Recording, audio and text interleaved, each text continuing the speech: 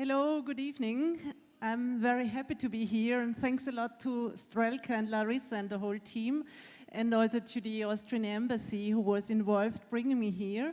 And I'm very happy that so many of you came to and you are interested in saving the planet by means of architecture and urbanism. Before we jump into the topic, I would like to...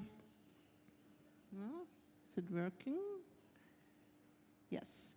I would like to briefly give you some information about the institution I'm heading in Vienna as a director. It's the Architekturzentrum Wien, the Architectural Center, the Austria's Architecture Museum, located at the very heart of Vienna, as you can see here, in the historical district, actually in the imperial area of the old horse stables. This used to be the imperial horse stables, and it's now called the Museums Quarter, and it's full of museums, contemporary art museum, historical art museums, contemporary dance, digital culture, and also the architectural museums. So there are about 4 million visitors a year coming to this museum quarter. And you can still see here that there are a lot of horses around, because this used to be the Baroque imperial horse stables. We even have our public architecture library is the former pony riding hall of Emperor Sisi, this very kitschy emperor. There are a lot of films about her, so it's a very nice space we are occupying there. And what's special about the Architekturzentrum, the architectural center, is that it's both. It's a museum, so we're having a collection specialized on the 20th century and the 21st century, so very contemporary architecture.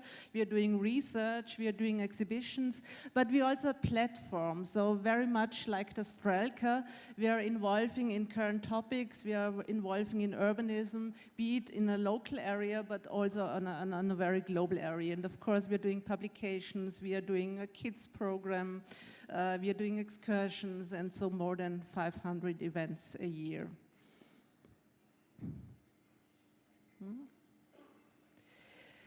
And what's really crucial for me as a director when we talk about architecture and urbanism, that we don't start with a normative, dogmatic gesture saying like, this is the right architecture, that's the way you have to do it.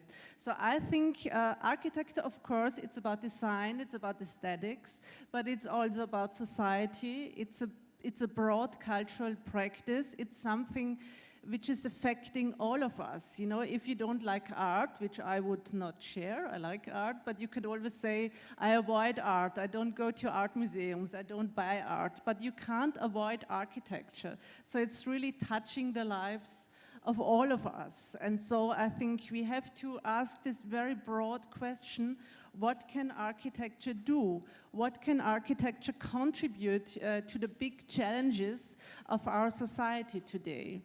And if you put forward this question, then you get the next question, what are the big challenges? So where should architecture and urbanism contribute?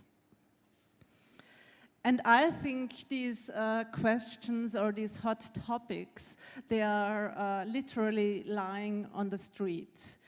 If you look at this image, it's from Puerta del Sol in Madrid in the year 2011.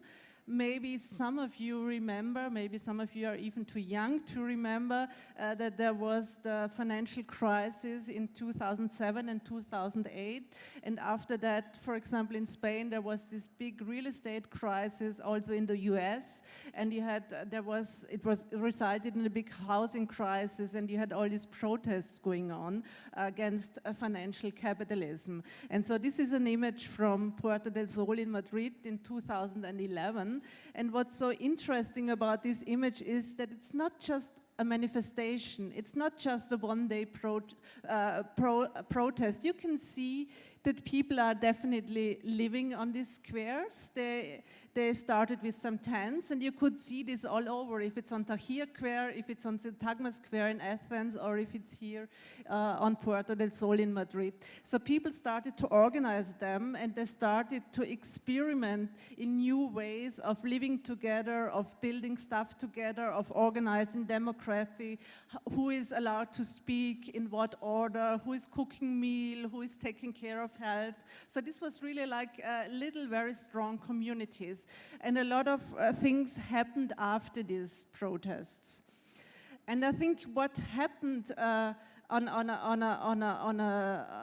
a bigger scale was that people started to reflect and to discuss the financial crisis, and then they went on and said, okay, it's not just a financial crisis, it's an economic crisis. From there, they realized it's a social crisis. Like if you're looking at something like the housing crisis, which resulted from the financial crisis, and if you say, like the UN stated decades ago that housing is a human right, so every one of us has the right to a decent housing, so this means that what the financial capitalism led to is a violation of human rights. So you have this very broad perspective, and you also realize, okay, it's also an ecological crisis at the end. So everything is interwoven, and you can't separate these topics. And what I realized, that people occupying these public squares, that they really started to talk about what is good life. So they started with protesting against the financial crisis, and then they started with like thinking about what would good life be. At that time, I did several projects, each of them lasting for a couple of years. So one was We Traders, Swapping Crisis for City, when I worked with activists and architects and artists in Madrid and Lisbon and Italy, and also in southern France. Or later on, the project Actopolis, The Art of Action, which was more in former Yugoslavia, in Belgrade and Croatia, but also Athens and Turkey. And so we worked on these topics. I'm not going into detail now with this project, so if you're interested, you can look it up on the net, and also in some publications we did. So, but it's a way of curating and of curatorial research, which I'm also very much putting forward in my institution, in the Architekturzentrum, because I think there's not only design research, which became very popular. I think it's also about curatorial research, so that you really use the platform of a cultural institution and even of an exhibition hall to work on new topics, to do some research, and of course at the end also some dissemination of this research. But let's jump a little bit in time.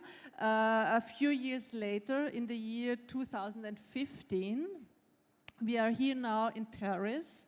And you might remember that in fall, autumn, or beginning of winter, I think it was in November 2015, you had the World Global Summit, the Climate Summit in Paris, again talking about the 2 degrees and all this stuff that we desperately need to do. And there were a lot of activists from civil society saying that more has to be done, and they wanted to organize a march for the climate. But at that time, a few weeks before, there were these awful terrorist attacks in Paris, if you remember, with many people dying. And so no demonstrations, no manifestation, no protest was allowed. And so what the activists did, that they just put their shoes on the street to demonstrate for them. So like it was a demonstration without people. And so what this image is showing, that at the one hand, you can still act even if you are in a very authoritarian situation, like after this terrorist attack, when there was a lot of military all over Paris, you can still act. And it shows again that everything is connected. But this time, it started the other way around. If you remember, like in 2011, it started with talking about the financial crisis and then ended up with the ecological crisis. And here, it started with the ecological crisis. And from there, it was very clear, okay, we have to talk about the social crisis also. We have to talk about the economical crisis, and we have to have a planetary perspective, because it's really urgent now to act on a planetary level. And this is very much what the project I'm presenting today is about: critical care, architecture for a broken planet. It's a research project, an exhibition and a publication which I did at our museum, which I curated together with Elke Krasny, who is a researcher and professor in Vienna at the Academy of Fine Arts, specialized in feminism and urbanism. And we started with this statement that the planet is really broken now. And if you look at the word critical care, it has different meanings, of course, but one of the many meanings could be, if you look at the medical discourse, that the planet really needs intensive care. So the planet is almost dead, so he's in the very severe circumstances in hospital. So it's really, it's not about good life anymore, it's about survival now. And if we continue like this, the planet maybe will survive, but humans won't survive on the planet. And so many people have been describing this brokenness. I'm just quoting here one, Anna Tsing, an anthropologist, saying, too rapid climate change, massive extinction, ocean acidification, slow decaying pollutants, fresh water contamination, critical ecosystem transitions. You could continue this, like rising sea levels, a lot of plastic in our seas, and. And she is stating that industrialization has proved far more deadly to life on Earth than its designer might ever have dreamed. So that it's really like a shock at the moment that we realize like the track we are on is leading to somewhere where we won't survive if we continue like this. And so one interesting question in all these discussions that we experience worldwide at the moment about the state of our planet is that most of the people are talking about the Anthropocene. It's a very kind of buzzword since a couple of years, meaning that all the problems on our planet are man-made, and that man really has shaped the whole ecosystem and of course all the systems we are involved in. But the question is it only men or women, or like is the human as such the problem, or is it more something like the Capitalocene, so meaning that has it to do with late capitalism, with a form of capitalism, or even not only late capitalism, maybe even industrialization, like Anna Tsing is stating, it started then, that capitalism is the problem and that not the human beings as such are the problem. But if we put it like that, this is also good news, because this means that we can also change it actually quite easily if we change the way we deal in all economic systems. And so what Elke Krasny and what we are stating is that architecture and urbanism have always been dominated by the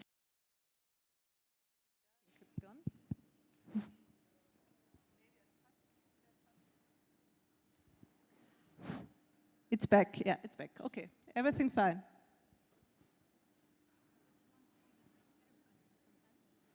Okay.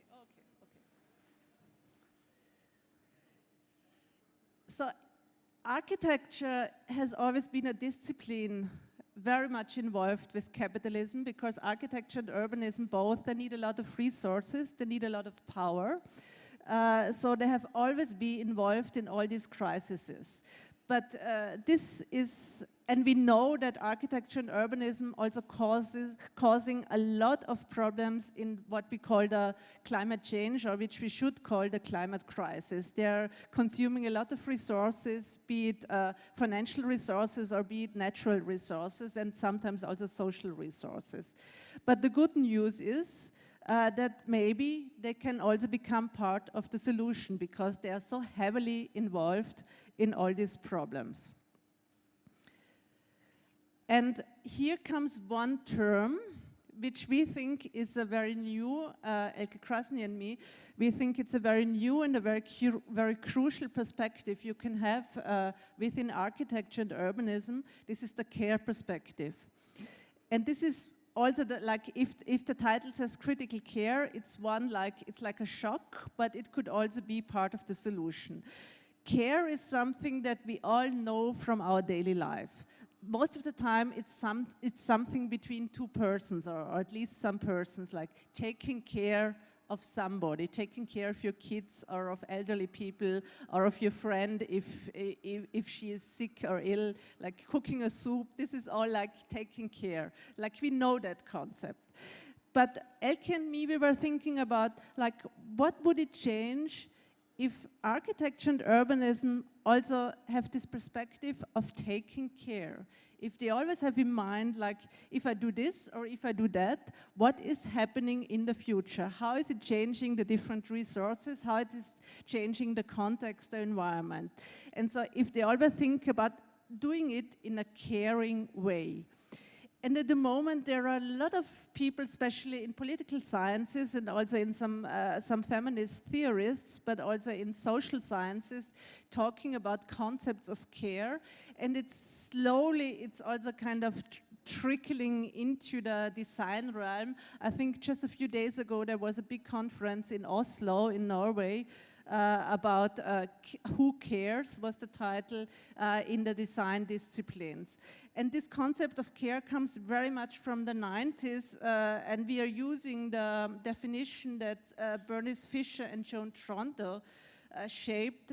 On the most general level, we suggest that caring be viewed as a species activity that includes everything we do to maintain, to continue, and repair our world so we can live in it as well as possible. I think this it sounds very simple, like maintaining what is there, what is already good, and taking that into the future. So it has a very different attitude from modernism, which always started to act in a utopian way, make a big revolution, starting from the scratch, as they say, from tabula rasa, from nothing, from point zero. Like, these concepts are not starting from point zero, they start from what's already there. And you will maybe understand it better after I've shown you some case studies. So after beyond some theoretical work we did during the last 3 years, we were looking for case studies. We were looking for case studies all around the world.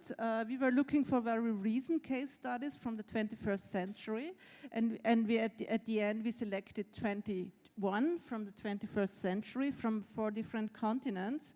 And for us it was very crucial that they were all realized projects, so real projects that really show a proof, not saying like, okay, we have this idea and if we do this and if we do that, maybe we could change something. So it's really about projects that proved already we can change something by means of architecture and urbanism. And I'm just showing you a couple of these projects now.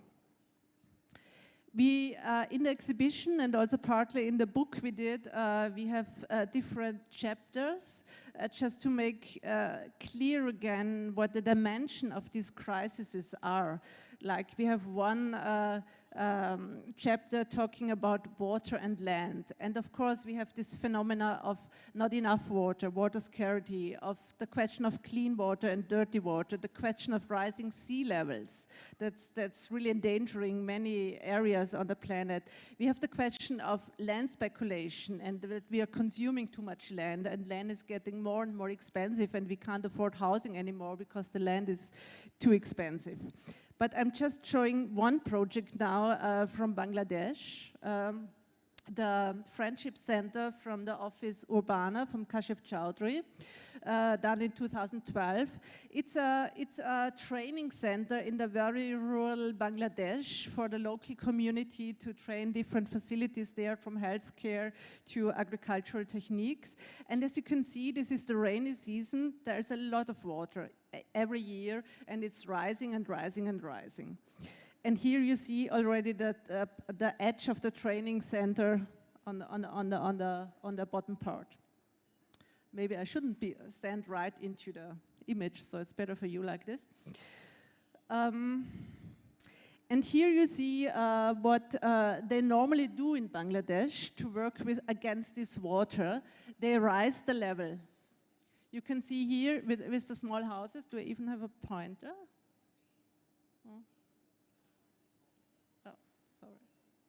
Well, sorry, I'm messing it up now.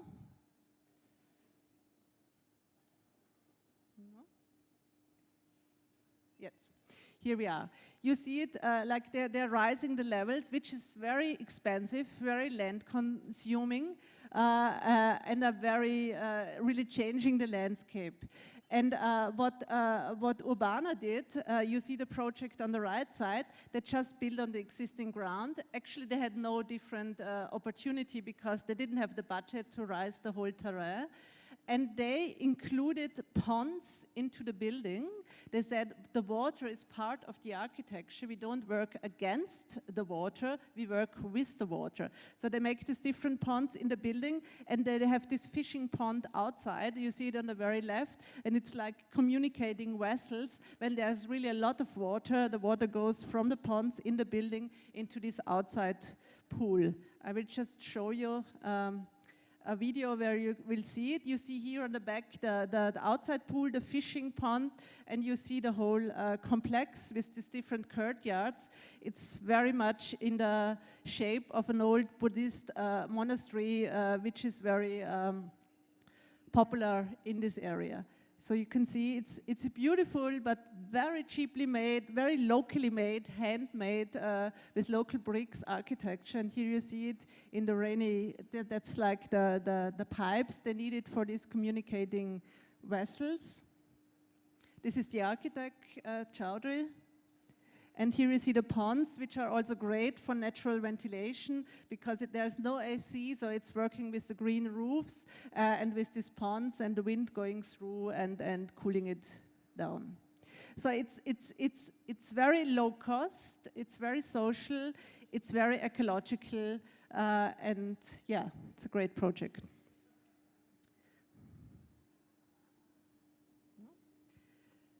Another chapter we are having in our research and in our exhibition is the question of how to deal with all this stuff that is already built. So I think one of the really biggest topics all over Europe, but even beyond, I'm sure it's the same in Russia, are all these modernist buildings from the post-war era, especially these big housing blocks, but also other building stock, which is a kind of decaying, and people used to destroy it, to tear it down and build new stuff, which is very resource consuming and very much into speculation, and of course, which is also very much into gentrifying stuff and in evicting people. And so I'm just showing you one example from France, from Bordeaux. Ah, no, sorry. First, we are going to Sao Paulo. I'm not remembering my lecture. So this is a case study from Sao Paulo. What you see is Sao Paulo downtown. Sao Paulo downtown, I don't know who of you has been there. It's maybe not a no-go area, but a very problematic area. So it's not this fancy downtown. It's like very often in Latin America, the downtown is the area where kind of the leftovers have to find their housings. So there are some refugees there are some occupied houses there. So it's a rather rough area. And what you see in the middle with the pool on top, which is a new intervention, part of the new intervention, the pool, this used to be a department store, actually a store for furniture. And this is also very typical for our time. in online commerce, we are losing these department stores, so it's all solved through digital channels, and so we will have a lot of empty department stores. And here, a local foundation, it's a foundation of the trade union. They converted this former department store in this very bad but central area into a public space and into a cultural center. Oh. It fall asleep. No, here it is. So they opened the building up. Again, it's all natural ventilation. They made these ramps all through the building, so it's all publicly accessible. They have a lot of functions in there. So in the former garage, there's a theater, they have a restaurant with very cheap and healthy food, they have sports facility, they have a dental clinic, they have a library, and they have this great pool on the top. And if you think about the city of Sao Paulo, where the rich are using the helicopter to go to the country club, and the poor ones live in the center and have no public space and no greenery and nothing. So suddenly they are having this collective penthouse and their pool up there for no money. Now I'm coming to France. I'm showing a second project in this chapter of the repairing modern buildings. This is an example from France. You still see in the back the old building, a little bit there on the left edge. It's a very ordinary building block. You have it all over Russia. We have it in Austria. They have it in France. So it's a very common social housing block. And they wanted to destroy it and to build some new blocks, because in France these buildings have a very bad image. They say it's for a very low social class. There's a lot of drug problems, criminal problems. So they wanted to tear it down and to build a new decent housing. So this would have meant consuming a lot of energy, consuming a lot of funds, consuming a lot of new soil, of land, and it would have also meant for all the people to move to a new place, to pay more rent. So it would have been a very complex crisis. And then Lacadovassal and Frédéric Truand and Christophe Hutter, together with the housing developer, with the public housing agency, they decided to repair the old building. And they made a very simple intervention that just said, we are doing these winter gardens, we put it in front of the existing building stock. We are making lofts out of these little flats. And this is also the thermal insulation. So I don't know how it's working here, but in Austria it's working like that. All the old buildings from the 60s and 70s, they're getting thermal insulation, which is in fact all plastic. It's working in terms of insulation, but nobody knows what's going to happen with these materials in 20 or 30 years, because it's all very poisoning. And so here they're solving this problem with architecture. Just showing you the very smart way they did it. So here you see this very, very ordinary buildings. You can see it's rather young, rather old. And they had this prefabricated modules. They were just putting it there day by day. So for the people, they stayed there. Nobody had to move, so they just had this construction work in front of their windows for 2 weeks, and after that they had a new flat. And here you can see some of the new flats. And sorry, I did it again. This guy on the right side, he told me he's living there for his whole life, and it was always like a rabbit cage. It was so small, and so kind of, he always felt like, okay, I have social rent, I don't deserve anything better. And he says, now suddenly it's like having a house, like I feel like having a castle. And so it's for the same price. They even pay less rent because they have less energy costs. So this is something you could do 1,000 times, maybe even 1,000,000 times all over Europe. The cost of for one flat is about 60,000 euros, so much cheaper than building anything new. Another big crisis we are facing on the climate is this question: how are we reacting to natural disaster or even to war disasters?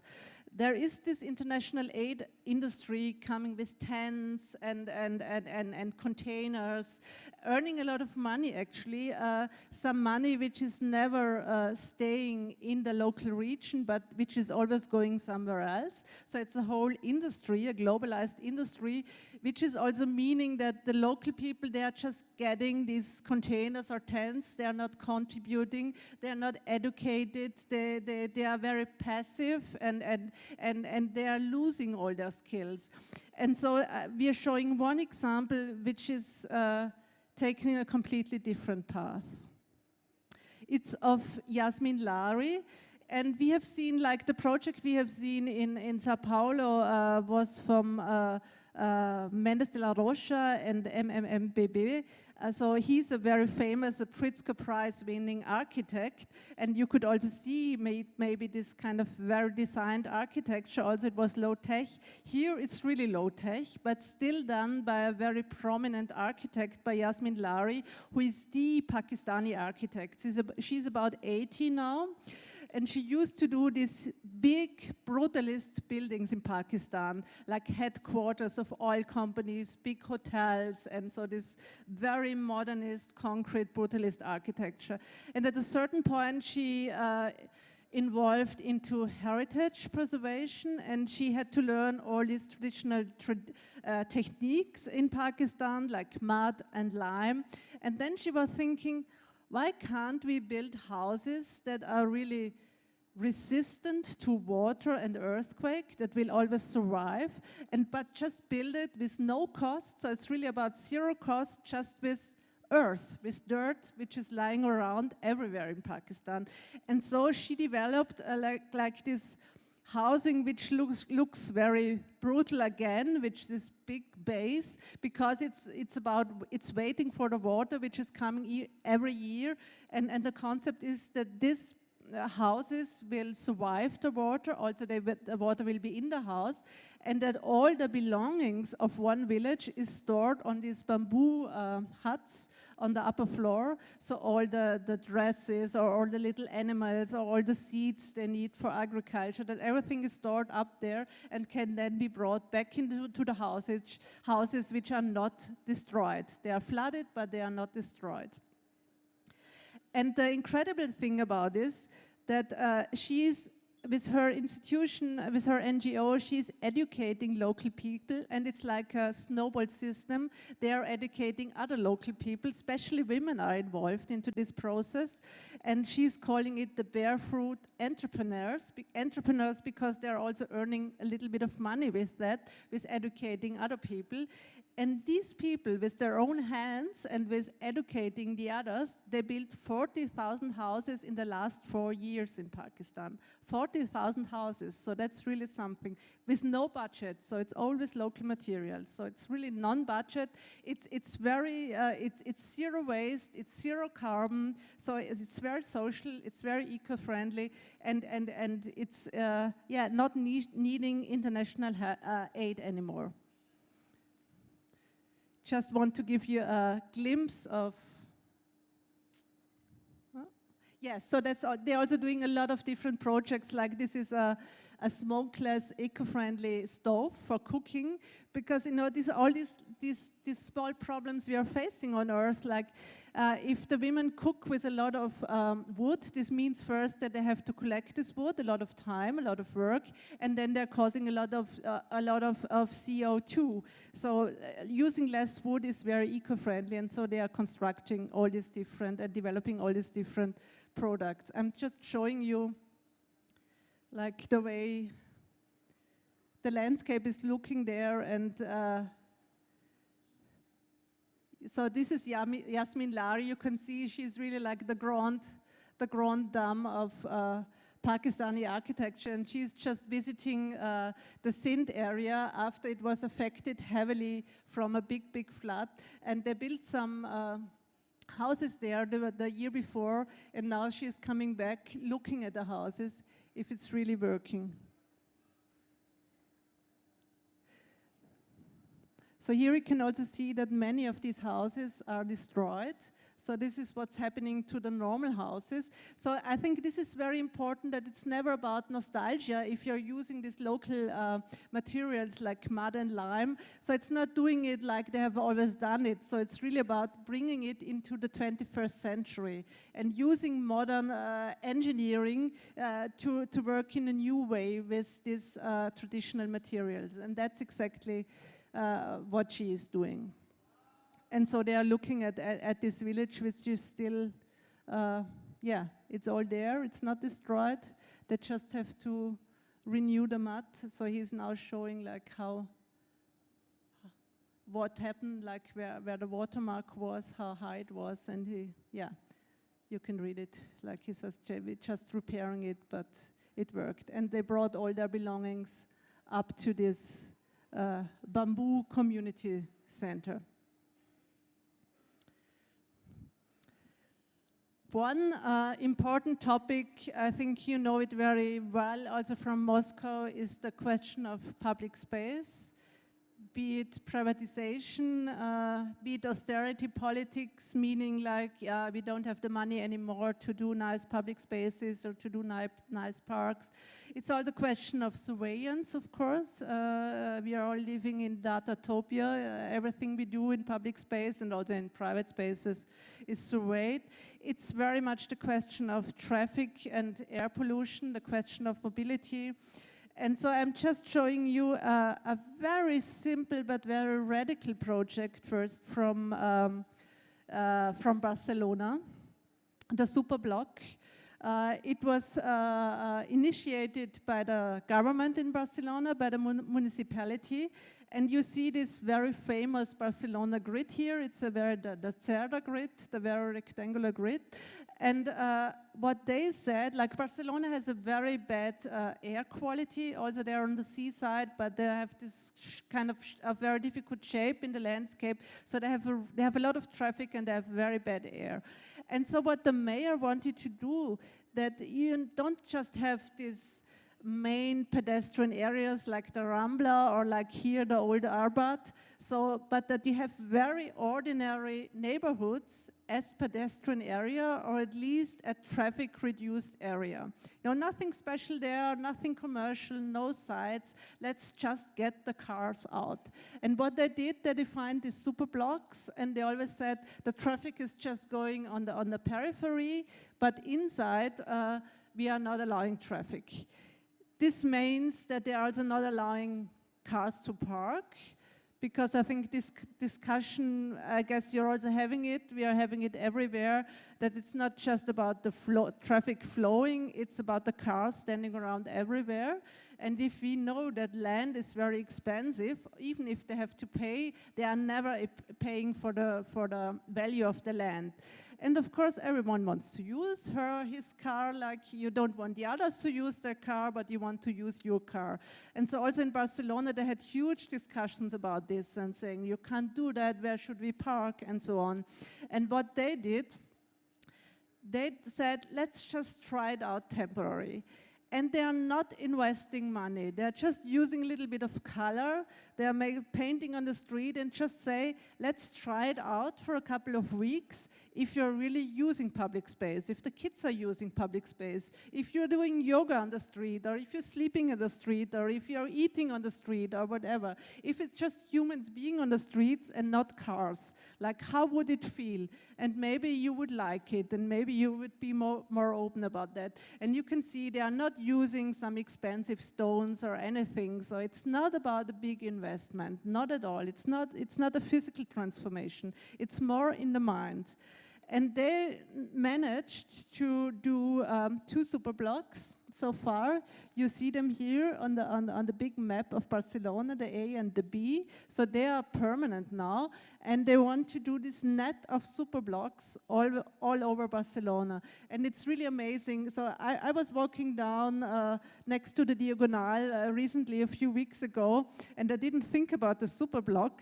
And suddenly, you know, you just go around the corner and you say, oh, it's so quiet, there are no cars, what happened? So it's so strange because it's a very daily situation. It's not a pedestrian zone. It's just happening. So it's very, very controversial, but very interesting, I think, for many cities on the world. Talking about public space, I think it's of course also about design quality, and it's again about how we deal with what is already there, because making new parks very often means that we are destroying or kind of cleaning what's already there.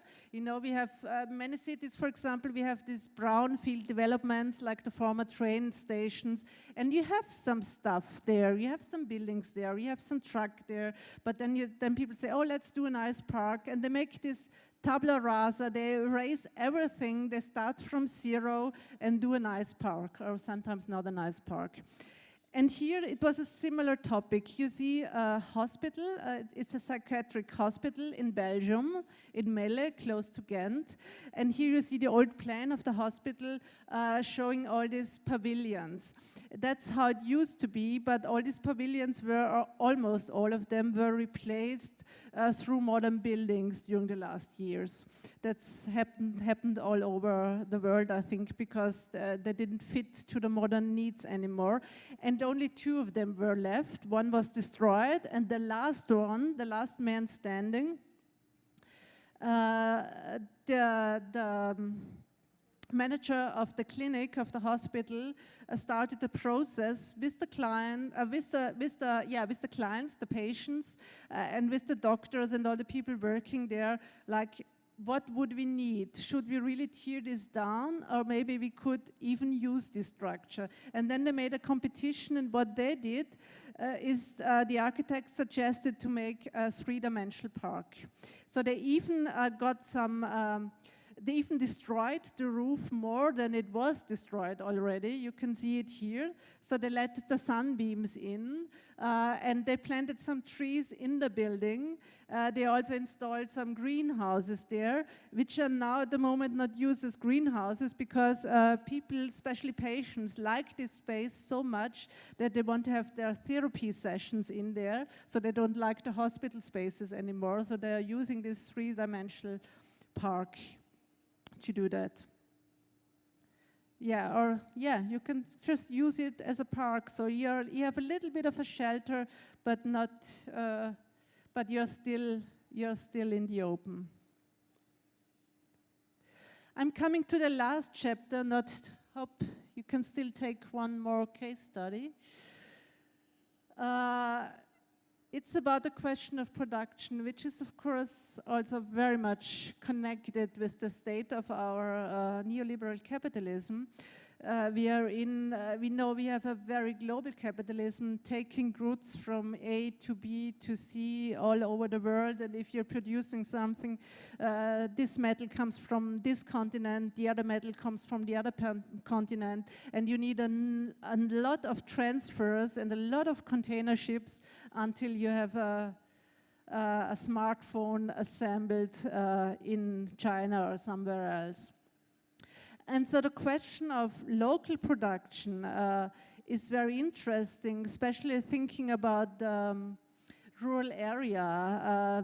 That's a topic we are facing all over the planet, that people are leaving rural areas, that they are migrating to the city, adding to a lot of problems to the fast growth of the city, to the housing crisis, but also adding to the vacancy on the countryside, that only old people are still living in the villages. So this question of having production, of having jobs in the countryside, a sustainable economy, is really crucial.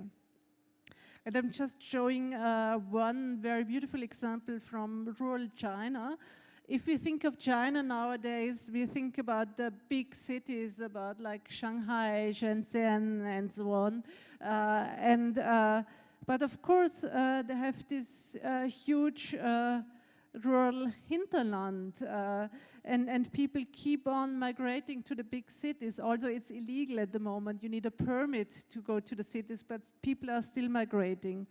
And Xu Tiantian, architect, female architect from Beijing, educated in Harvard, she did here I'm showing just one of her projects in the Kajai village. It's a tofu factory. She's always calling it factory because that it's not a manufactory, she wants it to be a factory. And the way she is working, she is doing research on the different villages here up in the mountain. It's a very nice landscape, but still people are leaving because they have no jobs. And she is realizing they have different skills. And in this village, they are very skilled in making tofu out of soya beans. And, but they are doing it at home. And even in China, it's not allowed to sell this homemade stuff because you need a hygienic certificate to get it on the market. And so she's using this knowledge, these local skills, to make a collective production which is meeting the standards of all the certifications. And so this is very new, so you just see a few people working there. It was just even before the opening when I was there. Yeah, so all the people living in the village now can produce tofu together in this tofu factory.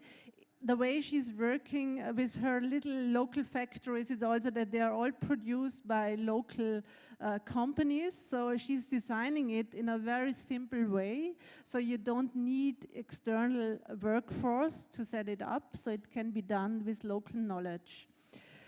And you could say it's just a very small project. It's just creating maybe 30 or 40 jobs.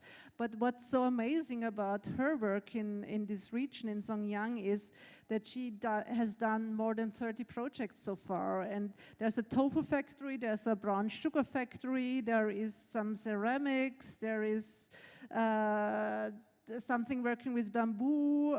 So she's looking at all the different skills and all the different characteristics of these little villages. The rice wine workshop, of course, a very nice one, tea oil. So they have a network, she's calling it acupunctures. And I think what this map is showing that the perspective we are stressing in this research project is not about small, single, bottom-up initiatives. Yes, we need them, they are nice, but I don't think they will save the planet. I think it's really about new networks, new alliances. So the third important thing is about the care perspective in architecture. We have to consider all the three: ecology, economic, and the social. Because a lot of people say if you are talking about the state of the planet, yes, it's important, but ecology is something for the rich. You have to be able to do it, you have to afford it. Like people who are hungry can't think about ecology. But I think it all goes together, and we can't think about ecology without thinking about economy and without thinking about the social. Another thing which is connecting all the case studies I've showed, and some more we have in the book and the exhibition, is yes, they are bottom-up, they are coming from civil society, some of them, not all of them, but only to some part. So it needs both. It needs bottom-up and it needs top-down. We won't solve these big problems by bottom-up only. So we need better governments, we need good NGOs, we also need better entrepreneurs. And we need architects who are willing and able to find new alliances. As I said at the beginning, architecture and urbanism are part of capitalism, of late capitalism. And so the question is, how can we find other clients? How can we find other networks? How can we kind of cooperate, collaborate, co-create with different disciplines and with new ways of funding also. And I think that's also something you have seen, you saw in the projects, they all think on a very planetary level. They think about the planet, but they all work very locally. So the ones in Pakistan, they work with mud and lime and bamboo. The ones in France, they work with prefab, very industrial methods. So you couldn't say, like, this is the way to save the planet. So you have really to use your local knowledge. That's very important. And that brings me to one of my last points. I think what the care perspective means in architecture is that you have to start with the given, with what's already there. You have to look and to look again and to think about what's valuable here, where could we start, where could we connect to, what could we repair. So it's not about a revolution in the sense of we start from scratch, we do everything different now. It's more about what we say, it's about repairing the future. It's not about reinventing the future, it's about repairing the future. And so that's also something we did at the beginning of our research project, actually up till now. We also, as a museum, we started a public workshop in one of the urban transformation areas in Vienna. It's the Northern Station, the Nordbahnhof in Vienna, you see here. And there is this warehouse here, abandoned warehouse, and so we started a public workshop there with co-working, co-making space, with a lot of little entrepreneurs working there, with exhibitions, with summer schools, involving in the transformation of this area and introducing a care perspective. It's one of these typical brownfield former train station areas, and if you look at it from the top, you think it's all flat, but it's not. You have some buildings there, you have some tracks there, you have some plants there, you have some animals there. And if they're doing a park there in parts of it, the question is, could they take something which is already there, or do we need everything anew? So it's an ongoing process. We are involved in Vienna. Here you see a small glimpse of our exhibition, which is just at the moment on in Vienna, done by the Austrian office, The Next Enterprise. It's, as you see, it's very low impact. It's just cardboard. It's very lightweight, so it really has hardly any impact on the environment. And yeah, this is my last image. So if you want to learn more about this, we have just a month ago published a book with MIT Press, Critical Care, Architecture and Urbanism for a Broken Planet, and you will find all the details there. Thanks a lot.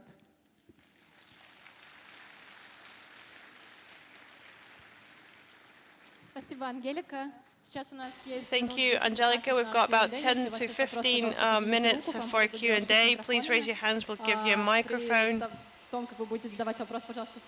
When you ask questions, please get up. You can ask in Russian or in English.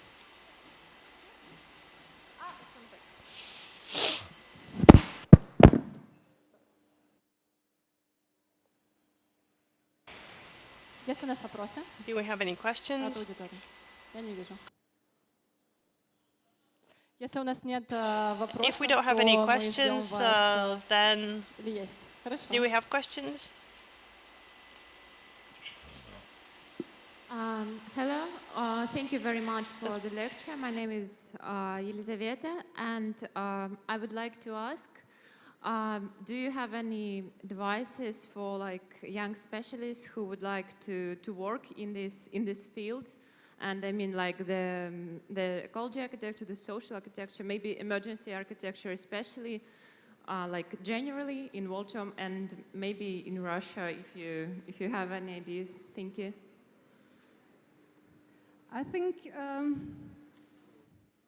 it's maybe two suggestions. One is really trying to change your perspective about the way you look at things, like what we call a care perspective. And I think to make it happen, as I said, you really need new partners, new alliances. I think it's very important to say the architects can't do it on their own, or the urbanists. I think you always depend on clients, you depend on networks. Of course, even if you start your own projects, you need some alliance. otherwise it won't happen. And so I think it's about building up new networks to make something happen. Спасибо. Если у нас еще есть вопросы, то поднимите If you руку. have any more questions, please raise your hands.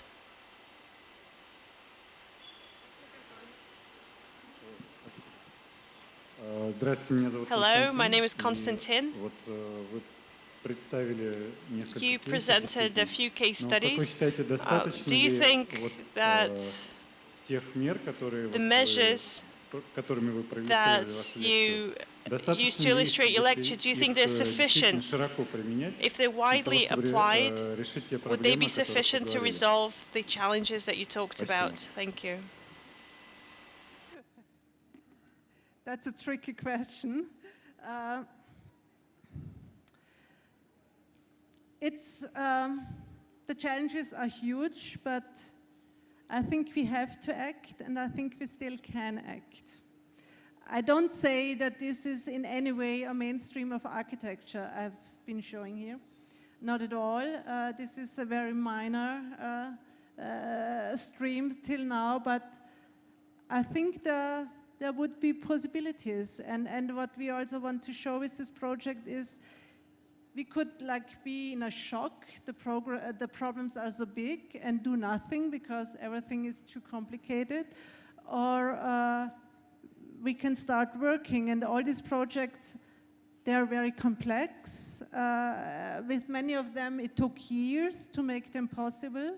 I think that's also something which is very important. I think the way that architects and urbanists get paid at the moment is like you do a design, you get a commissioned, and then the project stops and you get your money and that's it. Here we have some long processes, and I think we need new models of paying architects and planners also as kind of caretakers. And this would also be a new form of fee we need in the system of architecture. Otherwise, it's very difficult to do that.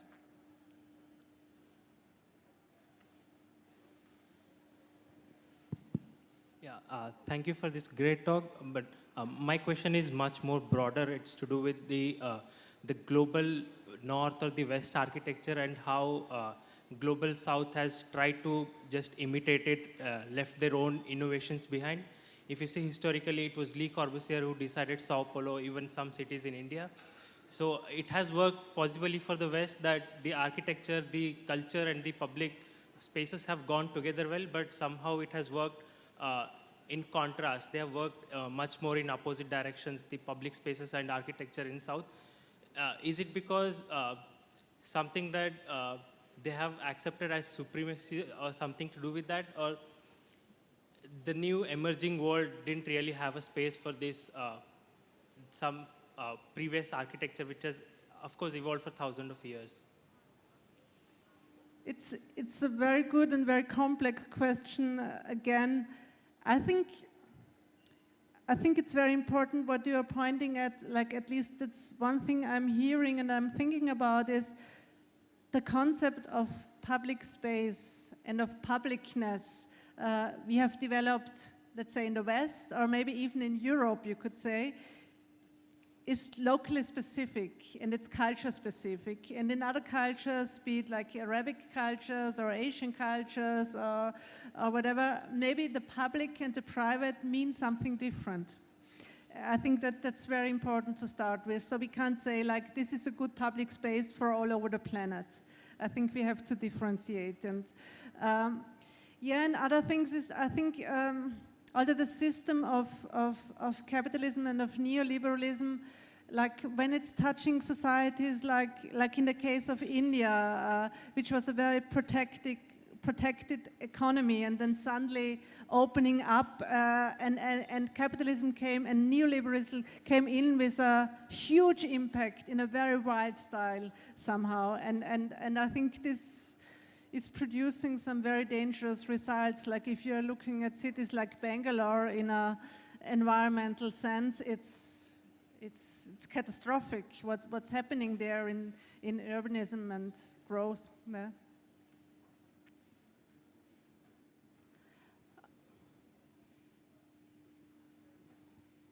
Добрый вечер, большое спасибо за Good evening, лекцию. thank you so much for the Меня зовут lecture. Юля. My name is Yulia. Хотела спросить такой I вопрос. wanted to ask you, Есть ли какая-то обратная связь is there any от feedback крупных from игроков the вот large рынка players строительства in the и construction реконструкции? market and the Они reconstruction как-то market? следят за Are they инициативой monitoring these такой, initiatives, такой friendly, of экологичной, these eco-friendly как-то initiatives? прислушиваются Are или they наоборот taking it on стараются board как-то at этому all, or are помешать? they trying Или to пока prevent держатся в it, стороне? or are they Вот just как-то trying они to observe it from the присматриваются или, side? может быть, даже пытаются контактировать, Are they trying to воздействовать? create any contact or impact? Also, a very, very good question. It's also touching this question of greenwashing. We are having all these certificates, this LEED, blah, blah, blah, and then you have a green building, and then you can sell it even for more money. And that's, as you realize, that's not what I'm talking about at all. The question how to reach these stakeholders is very important. And for example, I can just tell what we are doing in Vienna with our museums. With our museum, for example, we have this group of partners, mainly coming from the scene of developers and building industry. And we are telling them, if you are a good company, you are supporting the museum, you're interested in architecture, and you have to show that. And it's not only about giving money, it's about learning together. Me learning from them, they learning from us. And we are doing this little, for example, this little expert conferences, very small, just about 50 people, and talking about these issues alongside the exhibitions. And then really the CEOs from these companies are coming, and we are discussing. We are doing a tour through the exhibition, and we are discussing the issues. And so that's one thing we are working, and actually, yeah, we had some impact already with this. So not always, but little steps.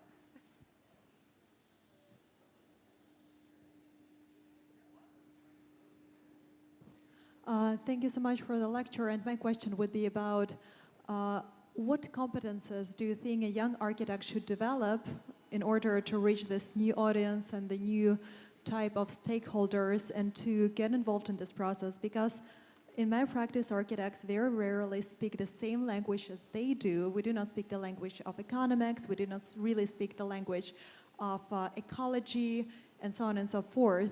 But each field is too wide to cover. So it either takes a new type of an architectural practice that involves a wider range of specialists, or where would the solution lie? It's very true that it's also a question of architectural education.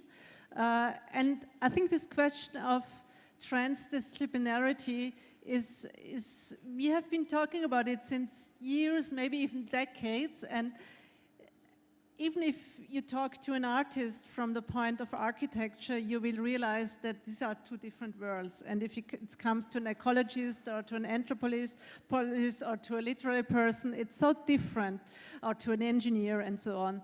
And we just did recently, we did an exhibition with Denise Scott Brown, you know, the partner of Robert Venturi.